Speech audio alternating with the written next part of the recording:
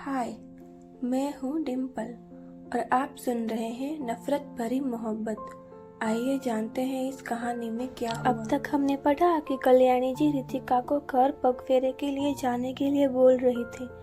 उनकी बात सुनकर रितिका के चेहरे पर कुछ अजीब से भाव आए थे। वो माँ मैं वो कुछ बोलने को हुई कि आदि बीच में ही बोला, वो कहीं नहीं जाएगी। बोलकर वो उठकर चला गया। बाकी सब उसे देखते ही रह गए। रितिका की नजरें भी उस पर ही थी। क्या वो जानता था सब? ये बात अचानक ही उसके जहन में आई। कोई बात नहीं बेटा, अगर आप नहीं जाना चाहती, हम तो बस रस्म थी इसलिए कह रहे थे। कल्याणी जी बोली तो रितिका ने बस हाँ में गर्दन हिलाई। वो अब ऑफिस आया। अपने केबिन में जाकर बैठा कि दरवाजा नॉक हुआ। कम इन, उसने लैपटॉप खोलते हुए ही कहा। आदि ये जुनून प्रोजेक्ट की बजट फाइल। एक पतली सी लड़की पिंक एंड व्हाइट घुटनों के ऊपर तक की ड्रेस पहनी हुई आई थी। वो अंदर आकर बोली, रख दो सोनिया। आदि ने लैपटॉप में नजर जमाए ही कहा। सोनिया के चेहरे पर कुछ भाव आए। आदि मेरी तरफ देखो तो, मैं पूरे 2 हफ्ते बाद आई हूँ। वो झुंझलाहट के साथ बोली। देख लिया, अब रख दो। आदि ने एक नजर उसे देखकर वापस लैपटॉप में नजरें किए हुए कहा। वो अब कुछ गुस्सा हुई। आदि कम ऑन यार। वो अब उसके सामने रखी चेयर पर बैठ चुकी थी। क्या यार, अब हम कब मिल रहे हैं? मतलब हमारी 3 तिगाड़ा, वो बोली। उसकी बात पर आदि की नजरें उस पर आई। सोनिया, कुणाल और आदि तीनों बचपन के यार थे। तीनों को हर जगह साथ ही पाया जाता था। सब उन्हें 3 तिगाड़ा ही कहते थे। शाम को आ जाओ तीनों, नाइट आउट करते हैं। उस साले को भी बोल देना। वो अपने ही अंदाज में बोला। ठीक है, फिर शाम को मिलते हैं। बोलकर वो चली गई। आदि भी अब अपने काम में लग गया। रितिका यहाँ कल्याणी जी के कमरे में उनसे बातें कर रही थी। कल्याणी जी आदि और कुणाल की बचपन की बातें बता रही थी। रितिका ध्यान से उनकी बातें सुन रही थी और साथ ही उनकी बचपन की फोटोज देख रही थी। एक तस्वीर पर जाकर उसकी नजर रुकी। माँ, ये दोनों कौन है? छोटे से आदि के साथ एक लड़का और एक लड़की थे। उनको देखकर उसने पूछा। ये आदि के बेस्ट फ्रेंड थे, एक मृणाल और दूसरी सोनिया, 3 तिगाड़ा का तिगड़ा, उन्होंने जवाब दिया। उस तस्वीर में लड़की आदि की गोद में बैठी हुई थी और दूसरा लड़का उसकी पीठ पर चढ़ने की कोशिश कर रहा था।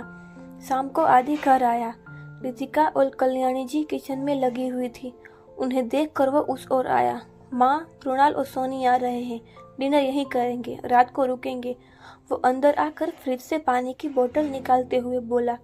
अच्छा ठीक है, रितिका ने तेरी फेवरेट कचौड़ी बनाई है, मैं सोनी की पसंदीदा खीर बना देती हूँ, कल्याणी जी बोली। तो वो एक नजर रितिका को देखकर अब बाहर निकल गया।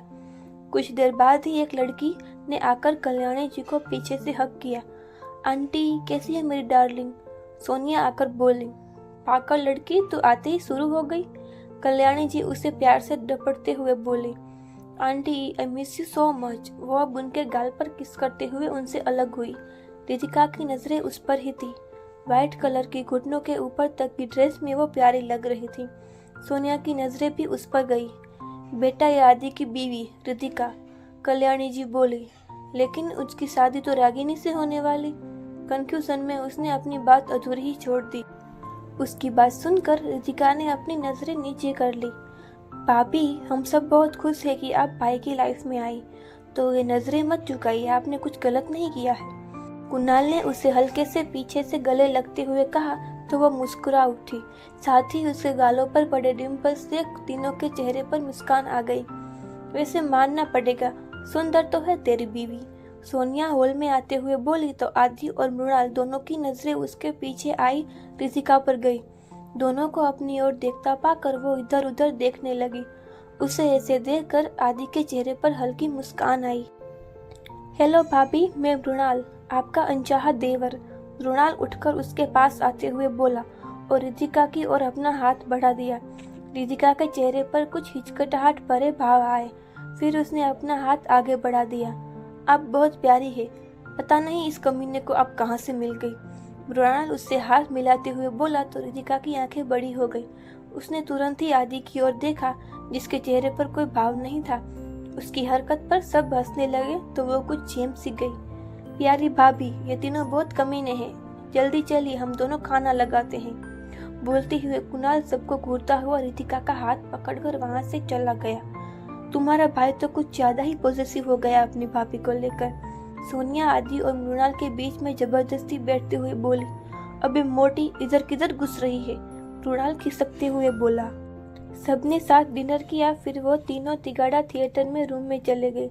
भाभी चलिए हम भी चलते हैं, कुणाल बोलते हुए उसका हाथ पकड़कर ले जाने लगा। अरे लेकिन कुणाल, वो कुछ बोलने को हुई कि कुणाल बोला, भाभी ये तीनों के पास बहुत अच्छी अच्छी मूवीज का कलेक्शन है, आइए ना, मजा आएगा।